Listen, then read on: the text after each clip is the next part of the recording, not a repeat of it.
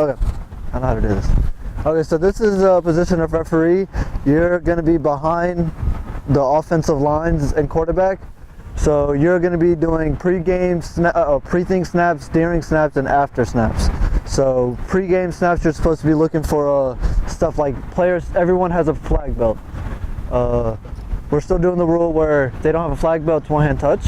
So they necessarily don't have to have a flag belt, but make sure you know that if someone touches them or gets near them, that they're the players who don't have a flag belt. Make sure no one has pockets, stuff like that, no jewelry. You should do this every play. After a while, you shouldn't have to look for jewelry and stuff because you've already looked for it, but it should be good. You're gonna set the pucks up. It's gonna be orange is gonna be where the center snaps the ball, and yellow is gonna be where the defense cannot cross.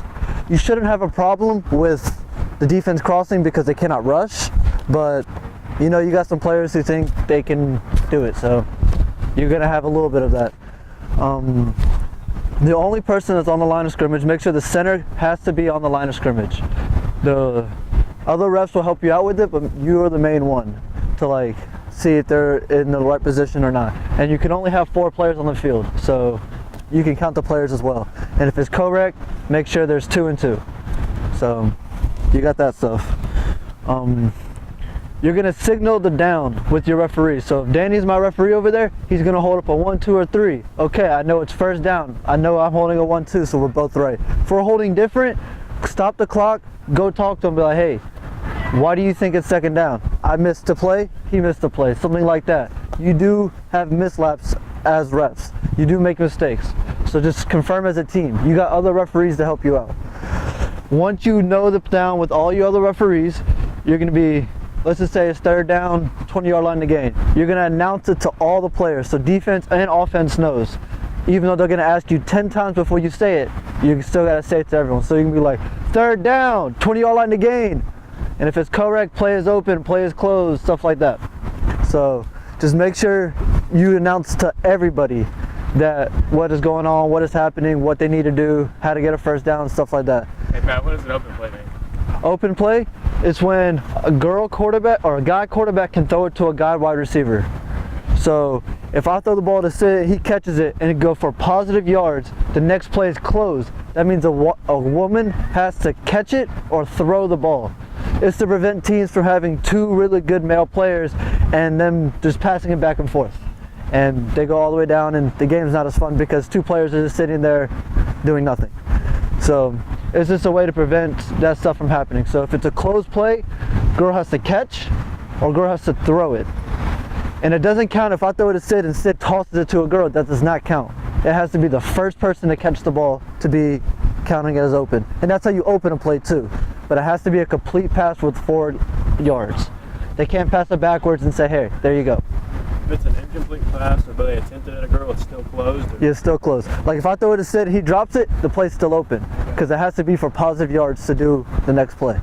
Just as if it's open, you can, a male quarterback can throw to a male, anyone on the field, a female quarterback can throw to anyone on the field. If it's open, anything is possible. It's just that closed play where you have to. And penalties will mess with that a little bit with your mind, so make sure you look at your refs. Danny, if he's my other ref, he should be holding third down, closed play, third down, open play, so we can know what each other knows. Because sometimes you do forget, it's a lot to keep in track. Oh, it's second down. Oh, they got to get this yard to gain, and they have to be an open or closed play. It's a lot of things to remember before every snap. You got to announce it. So third down, 20-yard line of game, play is closed. Everyone knows everything's going on. Okay, so when the snap occurs and they say hike and whatever and they snap it back, they have to be at least 3 yards back, so about that black line to here. There's no under the center, none of that stuff. So some players are going to come and they're going to think that's real football and they're going to go right into the center and try to hike it. We prevent that from breaking fingers because no one knows how to do it out here, even though they think they do. So you're going to look for penalties, you're going to look for false starts, you're going to look for illegal snaps, you're going to look for people trying to rush when they shouldn't rush. So you're going to look for that stuff. But while they snap it, you got to start counting to 5. Once you hit that 5-second count, that's an incomplete pass. There's no rushing, so you can't lose yards off that play. But it's an incomplete pass, Clock will stop if it's in that time of area where it's supposed to stop, and you restart the ball in there. If they do have positive yards and they go downfield, you're going to stand by your pucks. Do not move them until you know there is no penalties, nothing to enforce the play. Because if Danny throws a penalty down there, these pucks might be staying here and moving back. So if you pick them up and move, you don't know where your previous spot is. So it gets tricky and you have to estimate, and players get mad because 1 yard means a difference. So if you look downfield, there's no penalties, no nothing. You pick your pucks up, your other ref should hold their spot, you move, and they clock you in.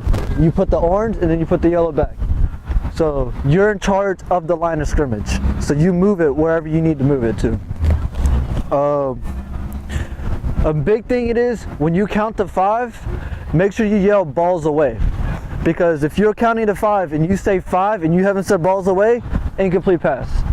I usually try to give them the benefit of the doubt where, okay, I say 5, I'll pull my whistle up. If they still haven't thrown the ball, it's already like 5.5, 6 seconds. I'm blowing it dead right then and there. So I usually try to give them benefit out. You don't have to. If you hit 5, that's technically an incomplete pass. You can blow it dead even if he throws it as soon as you say 5. But I usually give them benefit of doubt. If I pull my whistle up, they still haven't thrown it, I just blow it. I say incomplete pass. But if they throw it away, I yell balls away so the defense knows that the ball is away and it's still live and they should look for it.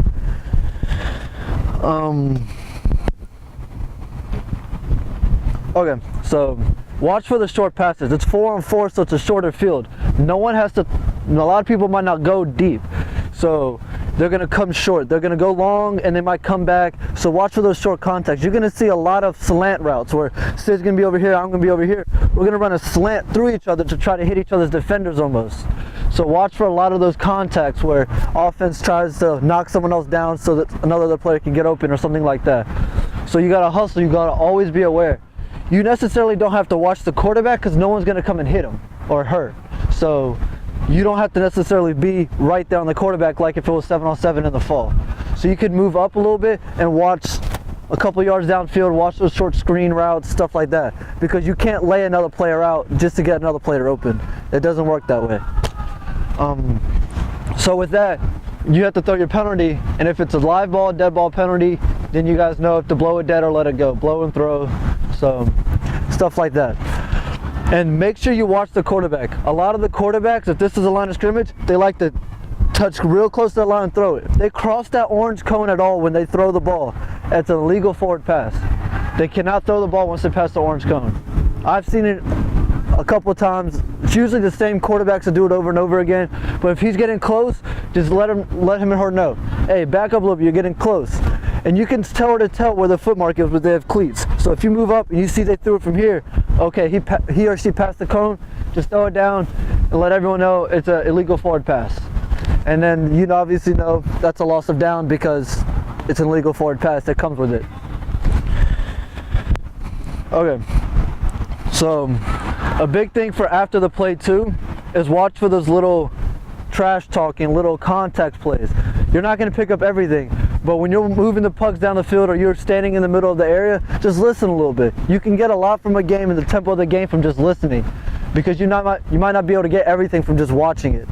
Everything happens.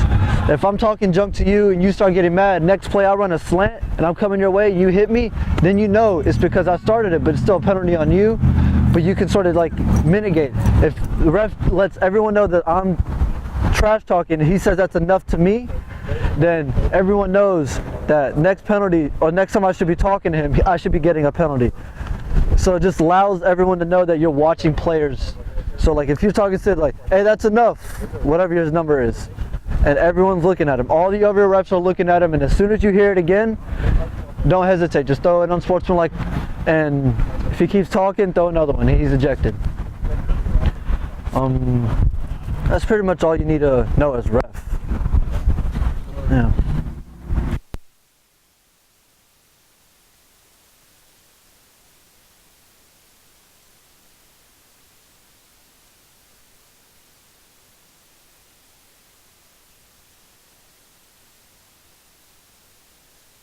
It is like, just be aware. Like, you know the field's short, so if they get close to the goal line, help your other ref out. oh, you're getting close to goal, let me come help you watch to see if they fully crossed the line. But make sure you never leave the line of scrimmage, because that backfield is still yours and that closeness is still yours. So when you get there, try to get there as close as possible. And that's really about it.